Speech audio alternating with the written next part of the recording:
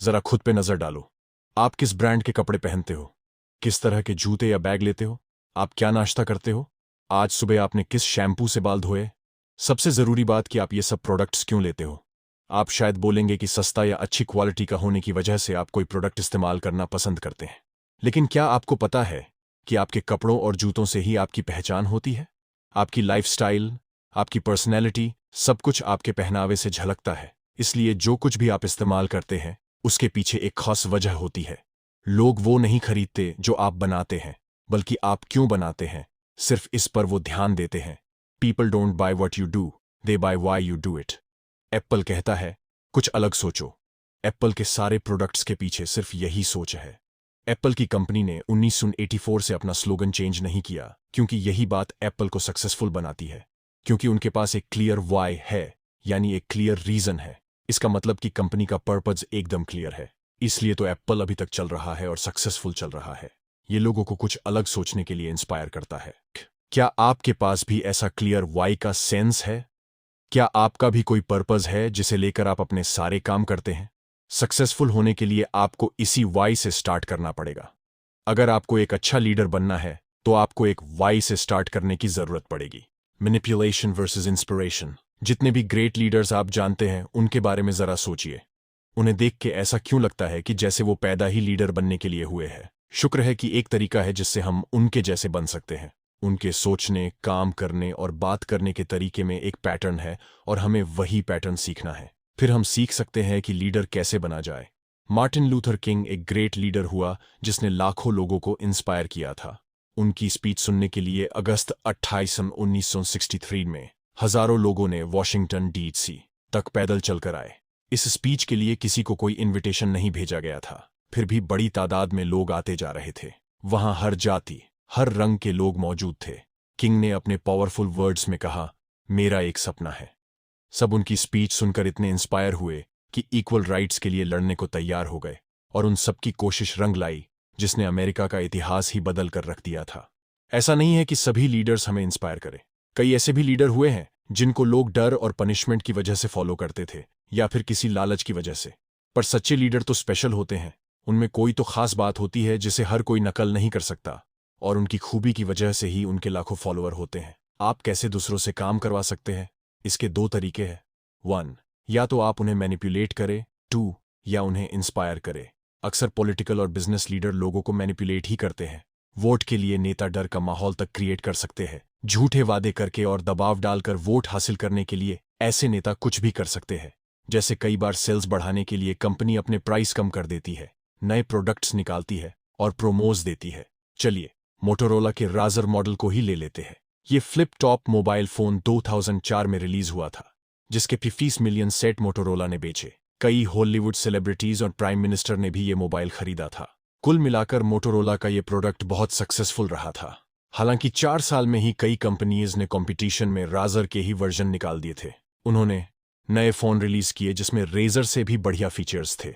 जाहिर बात है कि अब मोटोरोला का मार्केट ठंडा पड़ गया था। रेजर बस एक नोवेल्टी प्रोडक्ट था, ये कोई इनोवेशन नहीं थी। Fax machine, microwave oven, light bulb और आईट्यून्स को सही मायने में इनोवेशन कहा जाएगा।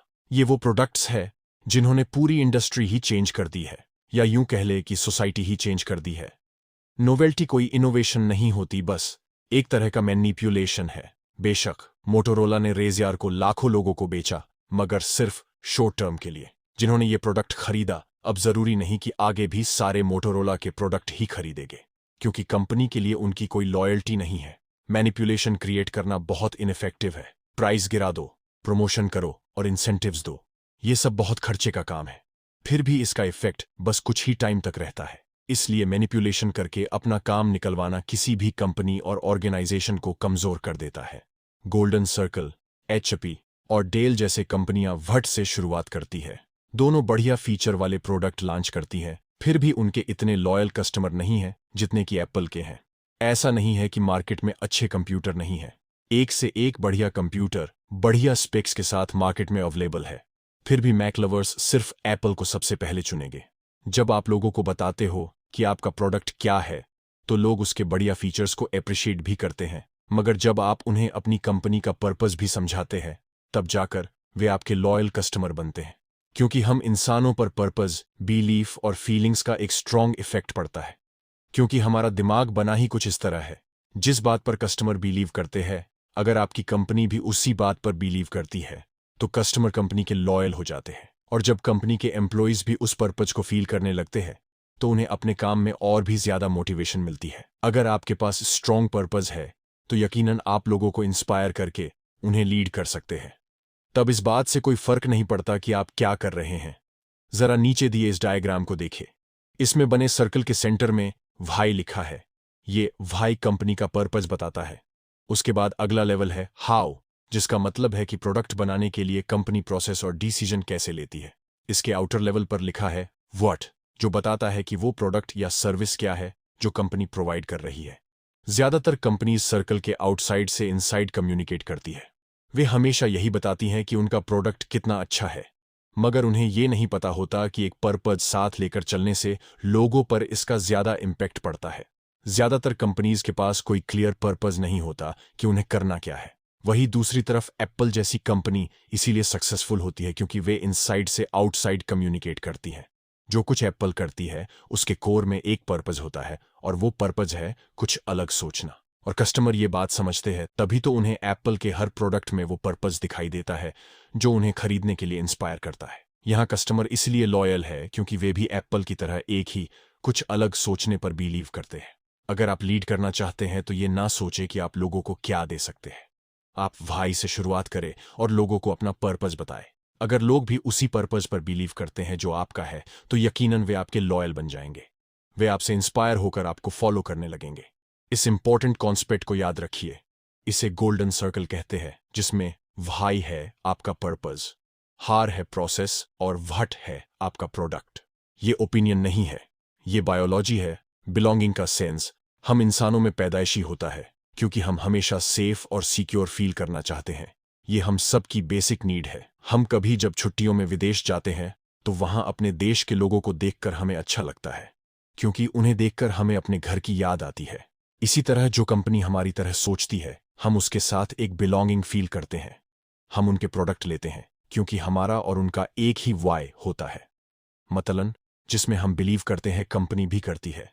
ये प्रोडक्ट्स एंड ब्रांड हमें खुद से जोड़ते हैं और हम कंपनी के साथ कनेक्टेड फील करते हैं और उन कस्टमर के साथ भी जो सेम प्रोडक्ट यूज करते हैं।